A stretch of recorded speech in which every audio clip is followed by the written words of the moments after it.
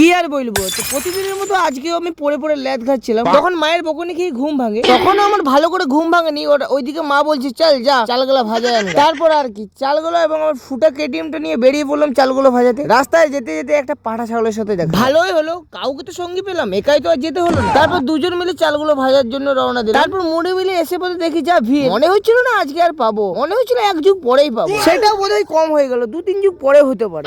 তখন দেখি আরো কিছু পাঠা ছাগল এসেছিল চাল ভাজাতে। তারাও বসে বসে অপেক্ষা করছিল যে তাদের চালগুলো কখন হয়, মানে কত যুগ পর হয়। তো আমিও তাদের সাথে বসে গেলাম অপেক্ষার প্রহর গুনতে। অনেকক্ষণ বসে থাকার পরেও আমার চালগুলো আর হচ্ছিল না। কি বোরিংটাই লাগছিল মায়েরই বলছি। হাই রে কি জন্যে এলাম আজকে।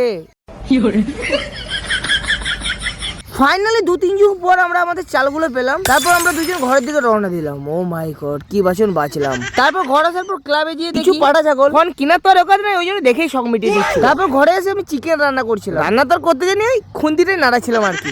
তারপর খাওয়া দাওয়া করে বিকেলে পড়তে বসেছিলাম, সামনে কলেজে ফার্স্ট সেমিস্টার এক্সাম। ফেল করলে সব লাঠি আমার পিঠেই ভাঙবে, সেই জন্য আর কি বই নিয়ে বসেছিলাম। পড়ি আর নাই পড়ি সেটা পরের ব্যাপার। ভিডিওটা তো হয়ে গেল আজকে।